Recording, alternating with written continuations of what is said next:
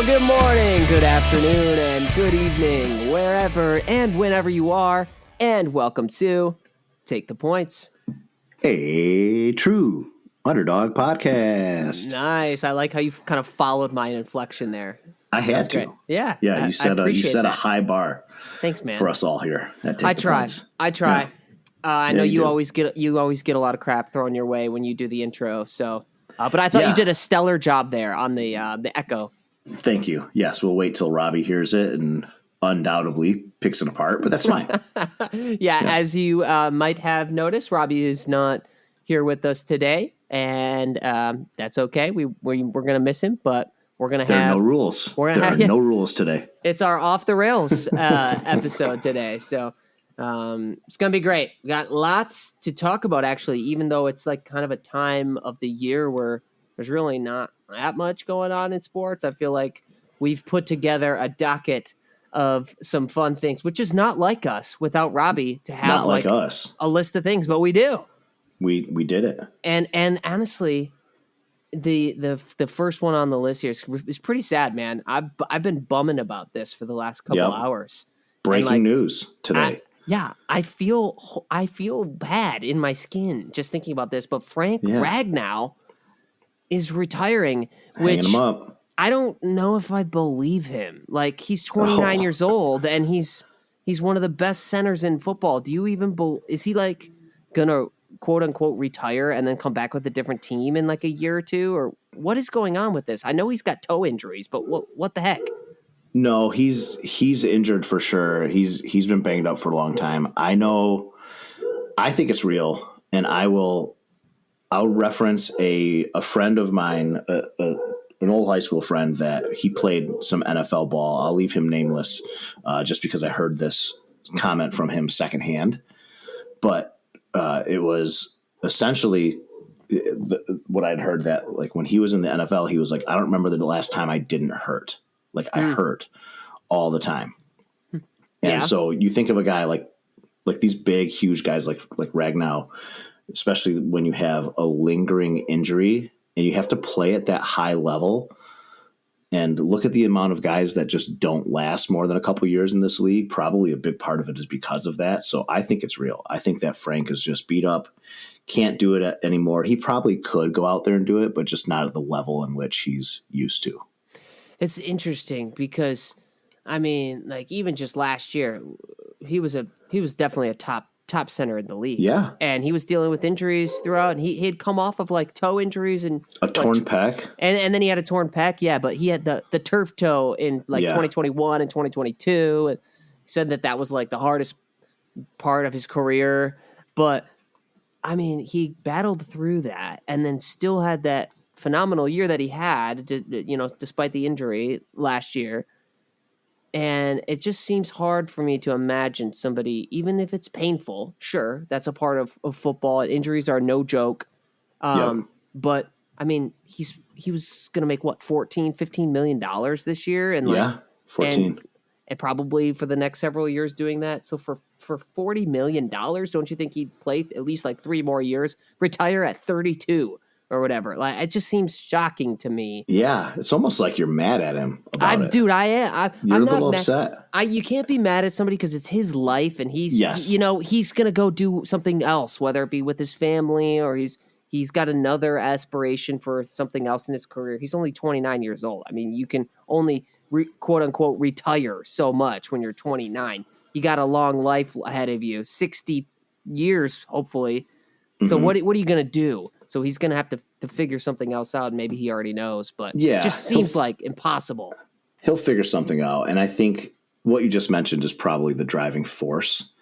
There is, he's young, and he's got hopefully 60 years of life left, right? And he's got a family, and he wants to make sure that he's around for that. I think a big thing of, again, just kind of reading the tea leaves here, people who are in that chronic pain, and maybe this is a little bit of we're going off the sports track and kind of into a life discussion here, right? But like, I've dealt with chronic pain from, I have psoriatic arthritis. I have psoriasis in my skin, and it gives me arthritis. I got it at a really young age. And when you wake up every day and you have that pain that like as soon as you get out of bed, it's the first thing you think of, and it's the last thing on your mind before you go to sleep. It's crippling. Like it can really run its toll on you mentally. So if that's the type of pain he's fighting through, and he just decided, you know what, I'm not going to fight through it again, by all means, dude, like go take care of yourself.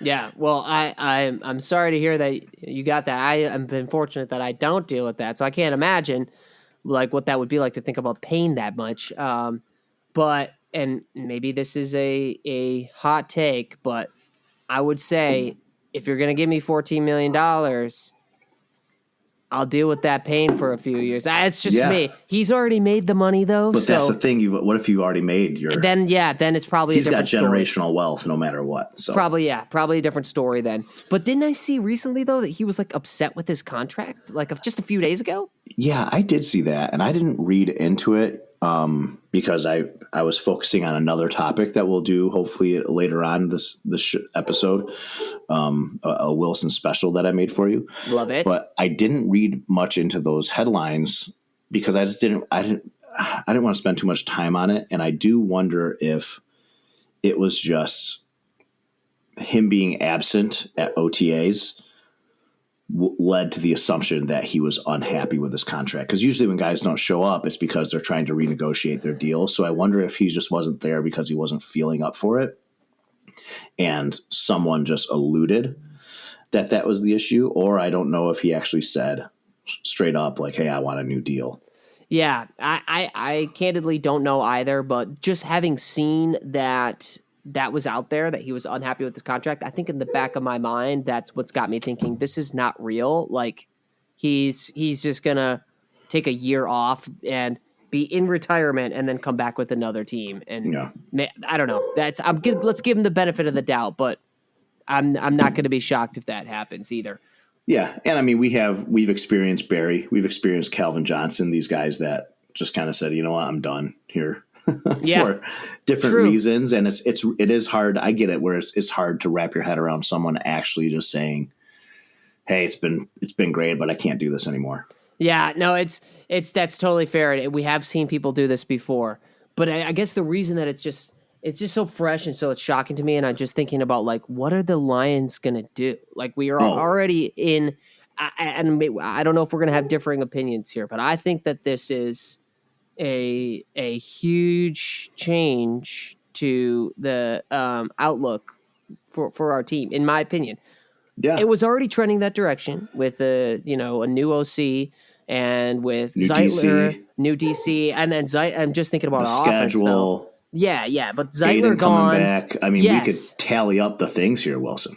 You really can, and he's got to be one of the most important. Talking about Frank, he's got to be one of the most important people on our offense, as the one who hands the ball off every play, So, and then obviously he's just a stalwart center, blocking, like he's just thick and strong and everything you want him to be.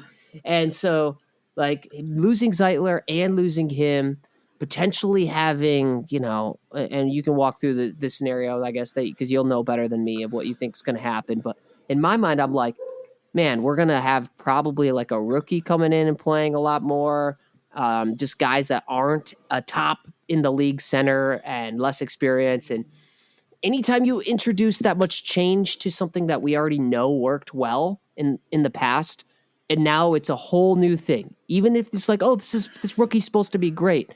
It's there's no data yet to show that. So it's like, it's got me very skeptical. Yeah. I mean, I think that's fair. And we just mentioned it. There's a lot of change this year with the Lions, a lot of things to scare your balls off. Right. Yeah. And, it's going to be interesting. I think Robbie nailed it a couple weeks ago. He said, we're going to go from the hunted to the hunter again. I think it's going to, all of these factors are going to write us off from a lot of people, and we'll have to fight. We'll probably have a worse record than, I would say almost definitely have a worse record than 15-2 that we had last year. Right? No doubt. There's no way. So yeah, I mean, it definitely is shaping up to be an uphill battle. It does change, I think, a little bit of what I expect or it changes my threshold of what would surprise me this year. Like, let's just call it right now. A 9-8 miss the playoff season seems like it's on the table. Yeah, and that would would suck. It would suck because it would be such a fall off. But then I think everybody would look at it and say, it's not that surprising given all the change. But what do you think we're gonna do? Are we gonna just talking about the Ragnow situation real quick, and then we can move on from that? But my brain is still stuck here. What do you think we're gonna do? Are we gonna play our rookie that we just drafted in the second round? No, it'll be Graham Glasgow. Will be center. He's taken. He played 1,000 snaps at center for us in 2018. He played snaps at center in Denver. He played snaps at center when Frank went down for some games last year. So he will be the immediate solution at center. Now, that doesn't mean that, the June 1st cut deadline was yesterday, right? So you might see some guys become available from cuts, but I don't think there's going to be anybody that's going to come in from another roster that was let go. That's going to be an upgrade over Graham Glasgow. So I think he's going to be the immediate center. Maybe you see some of these younger guys get reps. But we drafted Ratledge, Miles Frazier. We had 2 interior offensive linemen. We had Corby Swordsel on this roster. We had Christian Mahogany already on this roster. So there was 6 interior offensive linemen on this roster before Frank retired 4 hours ago. So there was. I actually thought about it not long ago. I said, "What are we going to do here?" I thought Glasgow was probably going to be a cut casualty, but now I think he obviously sticks around, plays center, and the young guys surround him, which could be ultimately a good thing. It's good to have some young, fresh legs in the interior offensive line, but obviously playing at the NFL is a different beast. So there's going to be a learning curve for all these guys too. So it'll be tough, but that's what I think we pieced together right away. You actually just did make me feel a little better walking through the different options there. And I want to try to be the voice of Robbie a little bit here and just say, but why didn't he announce this earlier? Is it why didn't you announce it earlier? Why didn't the voice of Robbie? I didn't mean to do an actual impression, but why didn't he tell us this before? Robbie. Tell us before the draft. Maybe he did. Maybe they were wondering or knew that it was a possibility, and that's why they did draft 2, interior offensive linemen. Yeah. But it's the timing seems interesting, which would lead to in his favor of being truthfully it's a lingering injury and pain that he just can't deal with. And he's at this point decided, and he didn't know that it would still be this way months ago. So that could be for sure. Yeah. I think there's only so much rehab you can do for certain injuries that linger. And you get to a point, I think there was probably a date in mind for him where he said, okay, if I'm not at this point by June 1st, I might have to hang it up. And I'm sure he probably had some candid conversations with some of the coaching staff or the front office. As rightly you've seen, like I mentioned, we have a lot of interior offensive lineman depth. I don't think that's by chance. I think this was a possibility for the last couple years now with just how beat up Frank got every season. So yeah, I think he just made the call, and we were somewhat prepared for it, but obviously how prepared can you be to lose an all-pro center? Right. Well, you're definitely more optimistic on it than I am in terms of just you're moving past it already. I can feel it. I like that. Yeah, you have to. I think I don't know. I give a lot of credit to guys who just say, hey, you know what? This is all I got. I've given it all I got. And he played at such a high level for such a long time, man. And we got a great staff that is going to know what to do. Like Fraley, he's going to know exactly what to do. Yep. And then that this also does free up some cash for us that was going to Sure. go. So we have some options, of where we Yeah. want to put that. What is it, $10 million or something? I think so. I'm not entirely sure how it works when someone retires. Because if you were to cut Frank, you would have saved $9 million. But if he retires, does he like concede his entire contract and you get his whole 14 million back? I don't know. That's more of the nerds will have to tell you, right? Yeah. But ask AI. Yeah, ask AI for it, and ask Bing.ai. If I think that, I mean, we can definitely reallocate that money, and we have 40 million in cap space anyway. So, yeah, I would love to see them do something now. Yeah, 100%. You have to go better, because I think that's where we've also been fortunate with how Brad operates. Is we're not sitting here with, okay, suddenly Frank retired and we don't own our next 2 first-round picks or something like that. Like, we have control of our own destiny in the future. So I'd imagine next year, offensive line, center in the draft is probably a priority. And making a trade this year for, I know that the hot name out there is Trey Hendrickson. Try not to give up a first-round pick for him and use that extra money towards extending the man. That would be huge. I mean, I think that even just for the sake of the mental space of the team and the fans and the city, they need to do something that's going to make us excited, because it's kind of mostly been like the opposite lately of just like, I don't know, projecting to win less games, like projecting to not be as good of a team. Like the outlook, people are saying our Super Bowl window has closed already. It's just ridiculous. That's you're channeling your inner Robbie right now. Yeah, I know he's going to sit here and say, go back to that San Francisco game. Oh yeah. And he's going to say, was that our only shot to win it all? And it certainly could have been, right? We don't know, but we're going to be damned if we don't put our best foot forward next season and try to get it all, right? We got a lot of good guys in this team. Yeah, absolutely. And what you just said there leads perfectly into the next thing that I hope we could talk about, which is, do you feel more confident right now, because we have a lot of good guys on the team, on the Lions, do you feel more confident still in them this upcoming season, or in the Tigers in this current season? Which, by the way, number 1 team in baseball right now, on pace for a 105-win season if they were to continue at their current pace. Yes, I mean, the jinx didn't last long. Yeah. He was texting us all weekend against Memorial Day. He's like, jinx, we're so jinxed. It happened. We lost like 2 or 3 games after we talked about that. Yeah, we dropped 3 or 4 from Cleveland, who's another good team. And then you went off and you swept San Francisco, another good team. And you just took 2 or 3 from the Royals, another good team. Mm-hmm. Jackson Jobe has a little elbow thing. This is kind of concerning, but it's not like last year where you just had Skubal and no one else, right? Yeah. You have depth this year. So I think, God, that's a tough question, man. I don't know. If I had to choose, I'd still probably put more confidence in the Lions. Wow. Because you just got to win one game.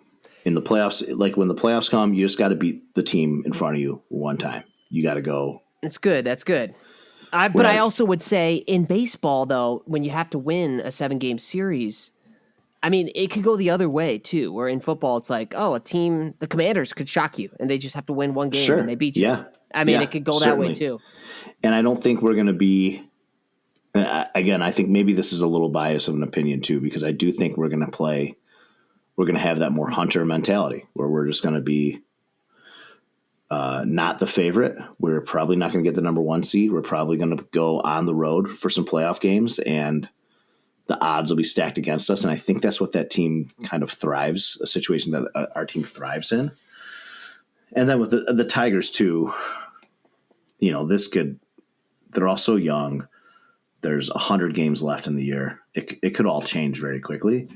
So It could, but look at how many games we've played. What, 60 games? Yeah, That's 60. a pretty solid sample. That's a good sample. You're right. And now we're coming into some series that I'm like, man, we should really win a couple of these series. Like we're entering into a series with the White Sox right now. 4 games. God, like we should win. And you could always drop a game, but we should win 3 or 4 of those games. Yeah, that should be a 4. There should be 4 there. And then there's a couple more coming up. I can't remember. Is it like Pittsburgh or somebody else that we're playing pretty soon? Pittsburgh is ass. Yeah, I think that they suck so bad. Like they're a series.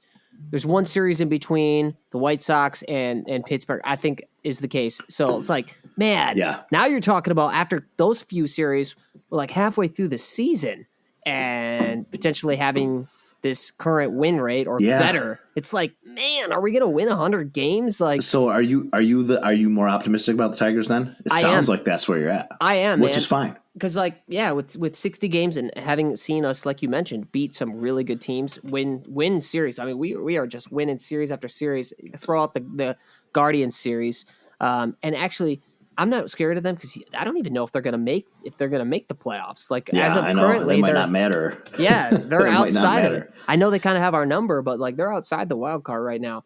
And just looking at the way our guys are playing across the board, but led by obviously Skubal and some of the ridiculous outings he's had, and then you look at like the hitting of Riley Green and Spencer Torkelson, both with 13 home runs right now. Javi Baez, man, just coming up night after night. And it's only going to get better with Meadows and Vierling as they ramp back in. Perez is back. Like these guys come back and just they're plug and play. So yeah, I don't know. Maybe you've just convinced me to be more optimistic about the Tigers in this last few minutes here. I mean, it's a tough call because it would have been a different answer from me, like just a few weeks ago, I think, or a month ago. Yeah, when the season was younger for the Tigers and when we still had Frank Ragnow on the Lions. Yeah, it would have been a different answer, but it's flipped. Is this the most shocking thing for our local? I mean, obviously, like Barry Sanders retired suddenly, and I was quite honestly a little too young to really feel that impact. Yeah. Is this one of the more shocking Detroit sports moments for you? You mean Frank? Yeah. Yeah, dude, it really is. Yeah, I think so too. Well, I think the biggest reason that it is the most shocking is because we're still in this Super Bowl window in my head. It's like, dude, Frank. I mean, if you're dealing with that pain, there's nothing I can say about that. You got a bone to pick. But like, man, we are right there. Like, dude, we're coming off a 15-win season. We're right there. Yeah. Just like lock in with us for a couple years here. Yeah. And make your $28-30 million or whatever it is. I know. It's tough. It's tough. It's easy for us having not made $30 million to say, oh, I would totally do that for $30 million.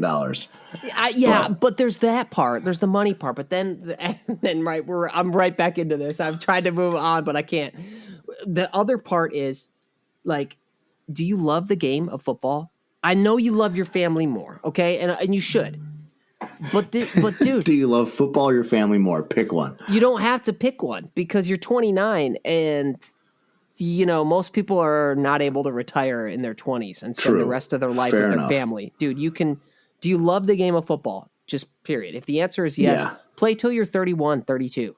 Like, then retire and live your life for 50, 60 years with your family. Yeah, let's get them up. Let's hit them up and you can ask them these hard-hitting questions. I mean, do you love your family or football more, Frank? You can't well, obviously he should love his family more, but my point is he doesn't have to make that choice at 29 years old of like, oh, I got to retire to spend time with my family, unless he's got some serious or somebody in his family, which we don't know. Who knows what he's got going on in his life? Yeah, that's a good point. Yeah, somebody could have something going on that they don't have a lot of time left, like I'm saying, like 50, 60 years. That might be the case. And if that's the case, throw everything I said out the window. That's more important. Go do that. But if on the information that we have, if it's that he has a toe problem and he tore his pec, has recovered, and he just doesn't want to deal with that again, then man, I can't understand that. Well, I think it's more than just the toe and the pec. I think it's just the longevity of the human body, right? When you're 6'6", and his playing weight's probably close to 300 pounds, like most human beings don't walk around 6'6", 300 pounds, right? You have to continually, he's putting in a ton of work in the weight room. He's putting in a ton of work in agility and speed training, conditioning, right? And he's eating a absurd amount of calories to maintain that body weight. But and he's got to maintain a certain amount of strength to move that body weight the way he does. That's taxing on your joints. That's taxing on your central nervous system. All of these things that, let's go back to a hot topic of mine, is I don't think we should ban any of these substances in sports, because if Frank had access to BPC 157, some peptides, some TRT treatments, right? He could still be playing right now. And I don't think he'd be at an advantage over anybody else. He'd just be on par with these guys that it hasn't hit them yet. Okay, that's fair. I mean, I this is the first time you've made that argument that I'm like, I want to be on your side because I want Frank still on the team. Yeah. You want to get on some juice? Let's go. Get on some juice, Frank. But yeah, no, it's man, it's hard to talk about it. It's somebody else's life and their career and say what they should do. You really can't it's easy do that. To talk about it. But yeah, but for me, not having all of the information, because of course we don't have all the information. Sure. I just feel upset. I feel upset. I know. And it's a bummer. It really is. But I wanted to say when you were like, oh, he has to do strength training and condition, and he's big, he's 280, 300 pounds. I'm like, boo-hoo, dude. You play football. You make $15 million to go play a game, and people love you and watch you and cheer for you. Like, okay, I'm so sorry you got to go do your strength and conditioning. True, but I'm just saying that like, I guess my point there is it's more like that's all physically taxing and mentally taxing on you. And you look at these guys, a lot of these, like the big lineman players, when they go, like a great example, look at Jeff Saturday. Look at Jeff Saturday when he played versus when he's on, CBS pregame show or whatever the hell he's on, right? He looks like a different person. He looks like half the man he was when he played. And it's not that he's withered away. He's just at his normal size with a normal diet and a normal exercise routine. It takes a lot to be the size of these guys and move the way that they move. And I just think it would, I just think when you train that way, there's only so long that you can do it. Well, Jeff Saturday played a lot longer. He played till certainly did. And he looks great now. So I don't know. Frank could have taken that example. What's the other Kelsey? The one that's not a Swiftie. Jason. Yes. Thank you. He retired early too. He was, he wasn't quite in his 20s. He was like 36, 37 or something. No, was he that old? Yeah, dude. Jason Kelsey. Let's see. He is currently 37. So maybe he was 35. Okay. Either way, 35. Yeah, it's so early. And that's what I'm saying for Frank, and I promise I'll shut up about it after this, but that's what I'm saying for Frank, dude. Retire at 31 or 32, like after we're actually outside or potentially, outside of this window of opportunity to win it all. I don't know. It's his life, but it hurts. I know. It's the Lions offseason hasn't been riddled with great news. That's what I'm saying. We need to take that money and the rest of the cap that we had and make some moves that are going to give the team, the fans, the city something exciting. Like going into the season, like we just need to make some moves that are going to turn around the just like the air in the place. Yeah, I 100% agree. I think there needs to be something done. And who knows, man? Maybe it's one of those things where at the deadline they're one of these few big trades, because we all know the NFL trade deadline isn't really sexy like the NBA and the MLB one is. So I think once in a while, every couple of years, there's a big trade that goes down. Maybe the Lions do that I'm down. Maybe they're taking that wait and see approach. Say, okay, are we going to let's get through this first gauntlet of games, see where we're at. And okay, let's add to this team once we get through that. I'd be all about that. And speaking of moves, and you mentioned NBA trade deadline. Yeah. I know you got a topic, and I know you've prepared some things today. You said it was especially for me, and I appreciate that. Yeah, I know. As our resident NBA, I think we're all basketball guys, but I think we all look to you as. I don't know why. I don't know why. I didn't even know. I didn't even remember that the Phoenix Suns were in the NBA Finals. Oh yeah, shit! I forgot about that. That Robbie got. Maybe we shouldn't do this. To be fair, though, that was like in the middle of COVID, and I still don't remember a single game of that 2021 finals. But yes, okay. I have tried to self-proclaim myself to be the NBA expert, so I'll stick with that. Yeah, that was a long time ago. Let me do. I got a little graphic for you here. We're gonna do. How do we do this? Let's see a screen. Are you trying to share a slide? Oh my God! You put together a deck. I did. I got to take the points deck for you. Wow. Well, for anybody who's just listening, Steve has put together a very aesthetically pleasing slide with a microphone and a logo, and it says 5 off-season moves that could shock the NBA. Yes. So this is my own proprietary, I don't want to call them predictions, but maybe some possibilities that if these things happen, I think, or if a certain number of these happen, certainly don't all of these have to happen, but I think these are things that can happen that could change the landscape of the NBA into next season. This is amazing. Steve, I got to stop you right now because first of all, I love that you put together a deck for this and that you prepped this. This is incredible. So just know that you're making my day. But then secondly, I want to say just how funny this is that the NBA finals are about to start on Thursday. It's not even the offseason. I know. And it's such a non exciting, just like not what people wanted finals that we're talking about the offseason moves instead of talking about the finals. I completely agree with that because it's just not it's going to be OKC in 4 or 5. It doesn't have juice. It's got no juice. It doesn't have the juice. And that's honestly when I put this idea together. It was Saturday. I think, was it Saturday when the Pacers beat the Knicks? Yes. And I was texting you guys. I'm like, I can't believe the fucking Pacers are going to the finals. It's just so sad. And then I was sad. Like, how, and we talked about it, like, this is not exciting. It's sad. At least if the Knicks had gone, it would have been like, oh, New York is never there. Like, they're a big, huge market, and they're never there. Huge market, never there. Indy's never there either. But nobody cares. I mean, people in Indiana care, and that's it. And Halliburton is probably one of the more hateable players in the NBA. Because of his dad. Well, just his whole... He just looks like a 13-year-old punk. Like, he just looks like a kid. I did feel... that you just want to smack. You know what I mean? Yes, I do know what you mean, and I love that you said it.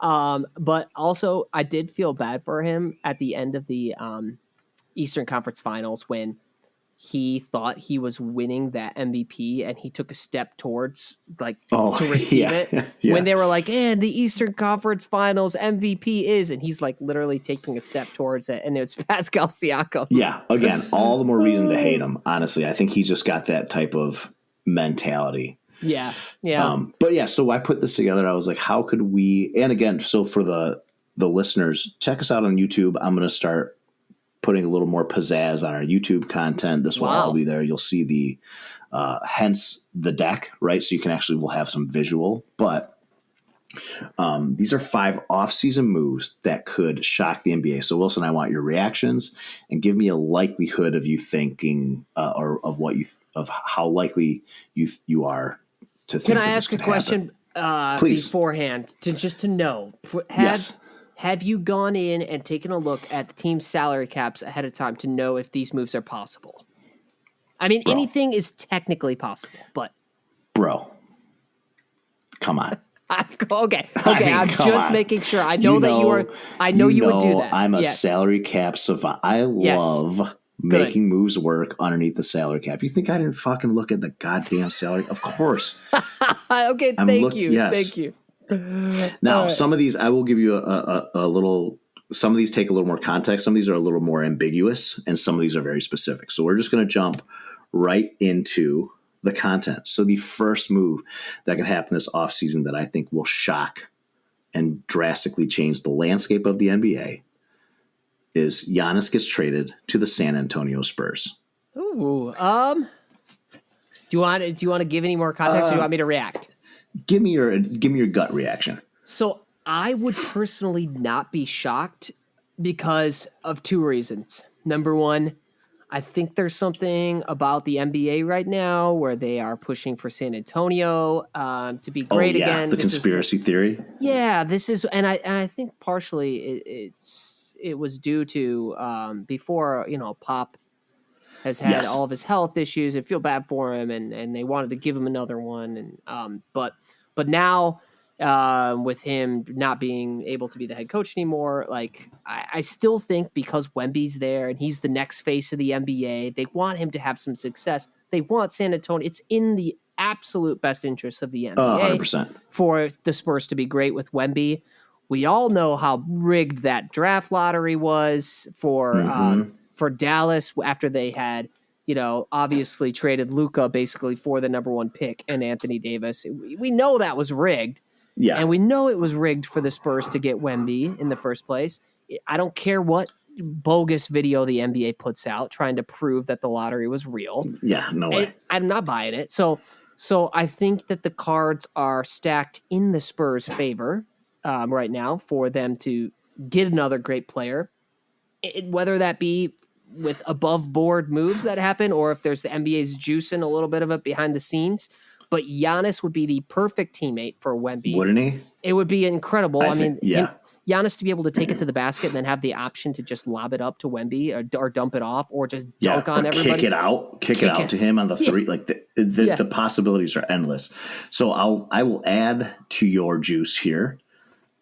This is very feasible within the salary cap. I think a trade surrounding Devin Vassell, Harrison Barnes, and some draft compensation for Giannis will work, right? Don't they have to give more than that?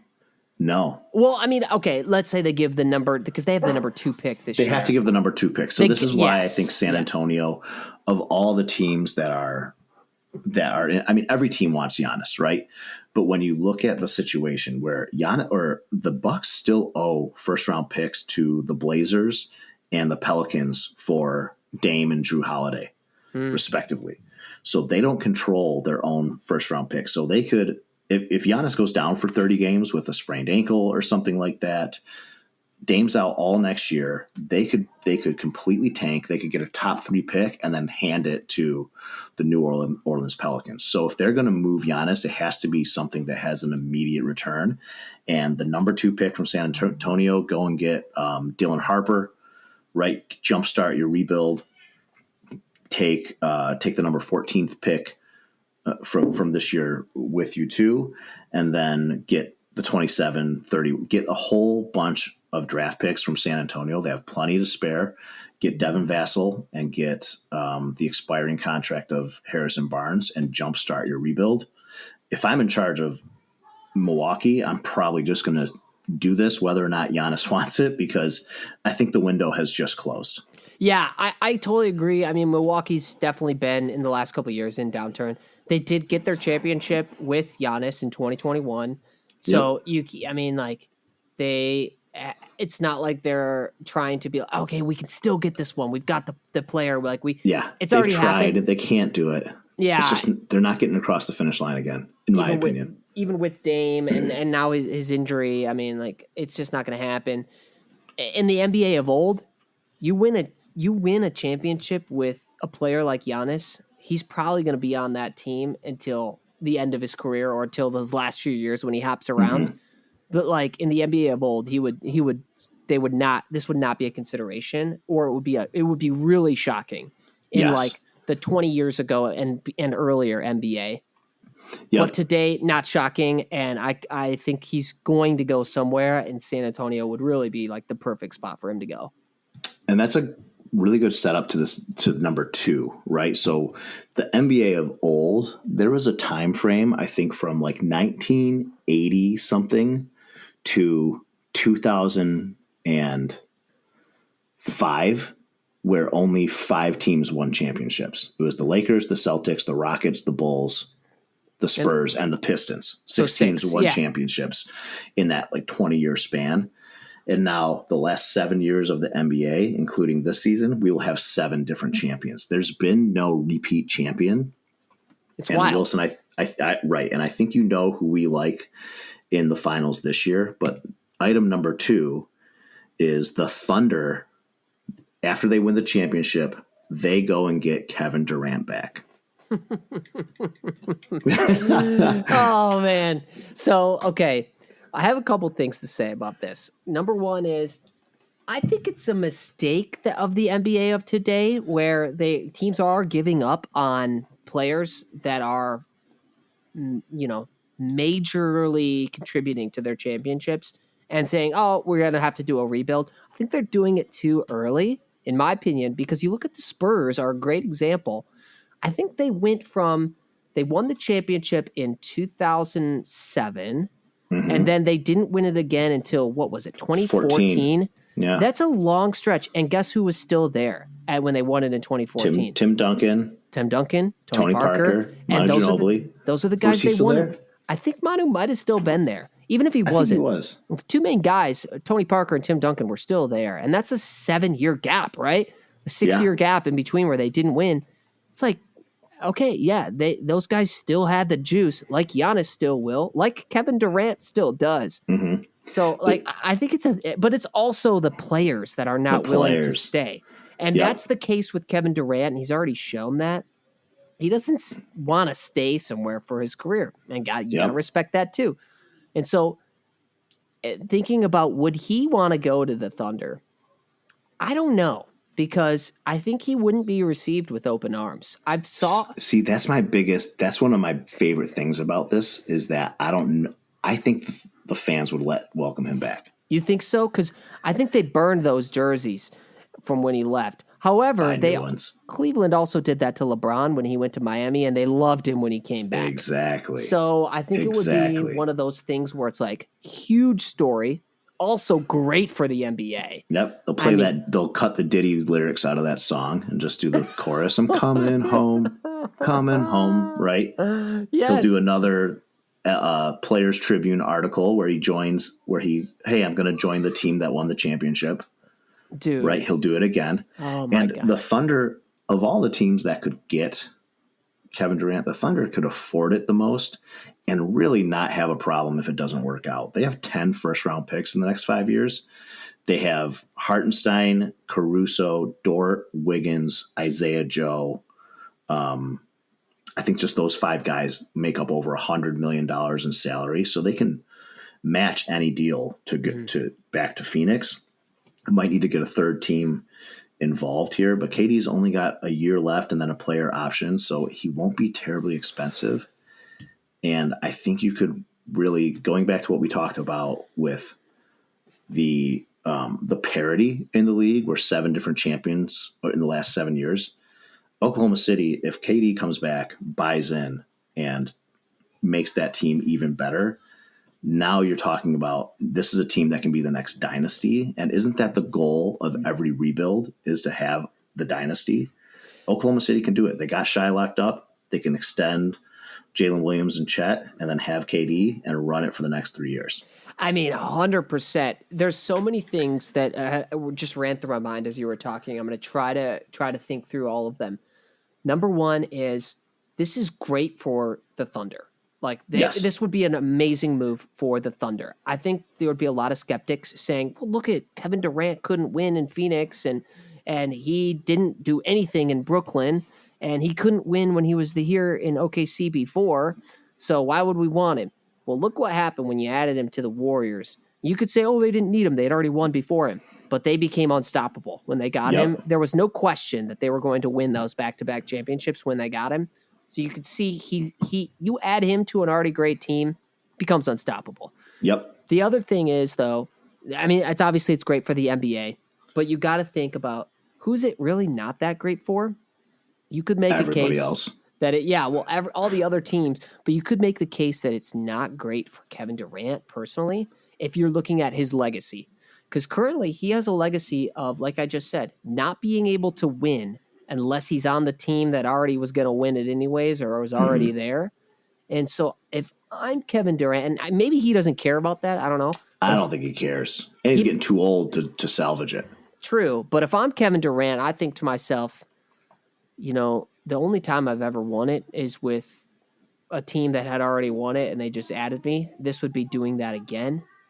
Like you got to consider that if you're him. Yeah. At least think about it because his legacy will forever be he only wins when he goes to the team that's already winning. Yep. Yeah, that's interesting. I mean, this is all definitely a big what if, but I just don't think he cares about it that much because his options are what? Get traded to Houston and not win it? Not win another championship? It's true. Like if he wants a title, this is what the path he has to take. So I'm going to move on here in the interest of time because we're getting a little late in the pod. My third shocker of the offseason is a surprise superstar gets traded, similar to the Luka trade. I'm thinking of someone that we didn't know was available, just kind of gets moved spontaneously. So some names I have here is Joel Embiid, Trae Young, Devin Booker, Kawhi Leonard, Ja Morant's on this list too. Guys that you didn't think were on the trade block, but the teams that they're on don't really have a set direction. And so a surprise superstar gets traded. This is an interesting one, and there's maybe like two of these that I could see being. I don't think Ja Morant goes anywhere. He's too good and of a player, and he's also too like questionable at the same time in terms of his antics, and he's just now starting to prove himself again. And so I don't know that another team takes a risk on him, and Memphis gets back enough for him. For that, Devin Booker, I think is also. It would be crazy for the Suns to just completely like you can't move on from that guy at this stage. It's like unless he really wants to go. But I could see Trae Young and I could see Joel Embiid being moves that it's just like for the Hawks, dude. He's just hasn't worked. He's been there. Yep. He's great, but friction with the team too. Yeah, same in Philly. Like, yep, just 100%. Like that being tired of not being a championship contender. Yeah. Just send me to one. Two great players that could add huge value to teams that are right there, but probably aren't going to do it on their current teams. So I could see that both of those happening. Awesome. That's good. I love it. That's good. All right. The fourth big move that could happen this offseason is I'm looking at two teams that have a core four, and Denver and New York Knicks have four max type players on their starting roster. And I think one of them break it up. And I think we've already heard coming off the heels of Saturday night and their loss to the Pacers, there's been some frustrations with Karl Anthony Towns and his defense. Thibodeau might be on his way out. And then Denver, I mean, aside from Jokic going anywhere because he's kind of untouchable, I think that their window is also closing. And if they want to win another one with Jokic there, they might have to move on from like a Michael Porter Jr. or even Jamal Murray. So your four in Denver would be Aaron Gordon, Michael Porter Jr., Jamal Murray, and Jokic, right? Yeah, Jokic obviously isn't going anywhere. He's just part of that core four will be broken up. I'd be shocked if Jamal Murray goes somewhere because really. Yeah, him and Jokic play so well together, and Jokic has to be really. If I was Jokic, I'd be very protective of him. He's somebody that there's not a lot of players I think that are gonna make even like a player like Jokic better. And Jamal Murray is one of those guys who is so versatile. Okay, interesting. Makes the right basketball play all the time, which I know Jokic he's got to have a lot of respect for that because that's what he tries to do. But Aaron Gordon or Michael Porter Jr., I don't know why you would because those guys are so good. Like Aaron Gordon defensively, and then he can also score in a lot of different ways. Yeah. And Michael Porter, the way he can shoot the ball like so consistently and is also very tall. Like he's a tough guy to guard on the perimeter. I don't know that they find a replacement for him that makes them better. Yeah. I'd be pretty surprised about that one. And also I would be about the Knicks as well, just because of the success that they've just had in this postseason and it really being their first time being there. I think they got to run it back. Try to add without detracting. So I'd be surprised. I think that's my only reason I put these two teams up here is that both of these teams, I think, were kind of exposed in the playoffs for their lack of depth. And they're strapped financially. It's hard to add depth pieces when you have 4 guys on your team making $200 million a year almost. So that's where I think that it might behoove one of them to move a starter like Michael Porter Jr. I think from Denver is probably the odd man out. He's a $40 million a year fourth option. Is he making that much? I didn't realize that. He's $40 million a year. So I think they can move him and get 2 role players back, right? 2 guys that can swap in. I think the Pistons are a good match for MPJ too. I think they can. That would be a place where he could come and thrive as a number 2 scoring option. As long as we're not taking on, I don't know what his contract is. As long as we're not taking on like a 4 or 5 year deal. It's 2 years left. Yeah. I would take 2 years and $80 million. Yeah. Right. I would take and that. It probably wouldn't cost much to do it. So, and Jokic, I mean, the Jamal Murray thing is interesting. I've heard some chatter already that Murray might be on the block. I just don't know if Jokic cares enough. I feel like he's already off riding his horses in Serbia. Like I think he flies into Denver the day before camp and just shows up and balls. But the thing is, though, he seems like on the court, you can tell that guy wants to win. Like he's arguing, he's complaining to the officials, which means he's competitive. He wants to win. His heart is in it. He's playing hard. But locker cleanout day, he goes right on his jet back to Serbia and starts brushing his horses out and doing what he does out there, right? And then no contact from the team. And I also wouldn't be surprised if Jokic is one of these guys like takes a Frank Ragnow path and hangs him up in 4 years. Well, now that would make more sense to me than Frank Ragnow. Not to get back on Frank Ragnow. I know. But Jokic has already won a championship. He's already won multiple MVPs. Like what more can you ask exactly than to go to a pretty small market, be the best player that's ever played there? Sorry, Carmelo Anthony, you're great, but you're not Jokic, and the best player ever played there, win them a championship and win multiple MVPs. Like, yeah, sure, hang it up in your early 30s and walk away with your hundreds of millions of dollars. That's great. Yeah. So I just think with that being a realistic possibility does Denver play that card and just say, okay, we need to get more good players around him and not have less great players, if that makes sense. Yeah, right? Dude. Like, let's replace a Michael Porter Jr. with 2 really good role players. You kind of sold me there. The other thing that I just thought of that I'll mention quickly that I think would be very diabolical, but I wonder if anybody would ever do something like this. Jokic could potentially tell Denver without telling anybody else, hey, I'm going to retire in 2 years. And like just giving you guys a heads up. And they trade him. They trade him and they get like 6 first-round picks. And, oh God. Dude, what is stopping them from doing that? Maybe there'd be like some legal ramifications. There's gotta be. Yeah. Okay. And the last point is we had to throw our own home team into the mix here because I believe a new Eastern Conference contender emerges. This is a little bit in line with what's going on in sports radio, but I think our own take here is the Pacers in the finals. They're not some complete powerhouse team. The Knicks had their flaws. We hung in with the Knicks, and they made it to the conference finals. Jason Tatum's out for all of next year. Boston's going to look drastically different, trying to get under the second apron financially. Orlando and Detroit are really the only 2 teams in the East that are on the upswing still. And I think one move for either of those teams or even both of those teams could catapult them to a legitimate Eastern Conference contender. Man, so I think this is great. And I'm loving that my immediate gut reaction in my heart of hearts is that the Pistons I could see this for, but not the Magic. I'm so glad that it's not the other way around. And I think before this season, it would have obviously been for sure the other way around.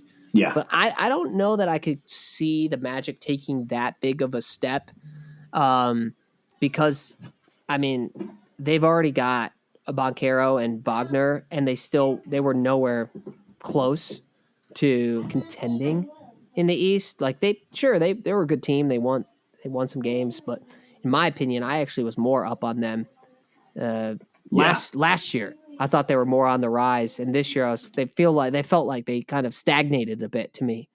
I don't know what their record was year over year, but to me, the Pistons just feel like they have so much more momentum and promise. And like you said, the way we hung in against the Knicks, who, you know, I think should probably be the team in the finals right now. It gives me really good vibes for next year. And like you said, we're one move away, truly. Yeah, I think so too. And the only thing with Orlando, I mean, Banchero's a beast. They got Franz Wagner, and they just do have some dogs on that team, and I think they have a lot of draft capital too. Just like the Pistons, they have a lot of picks that they can move. Not Oklahoma City level picks, but they have all of their own first round picks which they can move, and assets which they can make a deal work for a star player. So I wouldn't be surprised if either one of those teams makes a big move. But I think Detroit has the better coach. I think Detroit has the better overall player in Cade, and the better financial situation to make it work, and the better complementary pieces as a whole to take a bigger leap forward. But I wouldn't be surprised if both the Pistons and the Magic end up being a top 4 team in the East next year. Wow. Well, yeah. I mean, when you think about Boston likely not being there without Tatum, I mean, they could still be. They still have a great roster even without Tatum, which is wild. Sure. But yeah, you're probably right. That means we would have to overtake Cleveland, New York, and Indiana. Not, all 3 of them could not be in the top 4 in that situation if both Detroit and 2 of them could be. 2 of them could be, but one of them would not be. Yeah, right. And Boston would be out. But that would be, I would love it. I could see that happening if Orlando were to be also combined with your number 3 thing here with the surprise superstar getting traded. I don't know how this would work out. These aren't mutually exclusive. Right. So if the finances and the players would work out for them to get like an Embiid or a Trae Young somehow, then they're right there. Yeah. They're probably a top contender at that point. So yeah. These were great, man. Great job putting these together. I had a lot of fun doing this, and I'm glad. I'm glad you enjoyed it. And had You're the good freaking man. Basketball convo. So yeah, if you want to watch us talk through this on YouTube, see these awesome visuals that we've put together, check us out. We're going to start pizzazzing that channel up a little bit, and we love just talking. I don't know about you. I love talking hypothetical NBA moves. So do I. It's basically all I'm going to think about outside of the Tigers until the NBA season restarts after the Thunder win the championship. Yeah. Outside of like work, passive income, and my family's well-being, it's like NBA hypotheticals. That's incredible. No. Oh, well, this was awesome, man. Thanks again. And I'm going to go DM Frank Ragnow on Instagram and ask him what the heck's going on. Yeah, get some intel for us. All right. We could use that. Oh, my God. My screen is so blurry. Yeah, it is. You still look great, though, even through the blur. Thanks. Yeah, you're beer goggling me right now.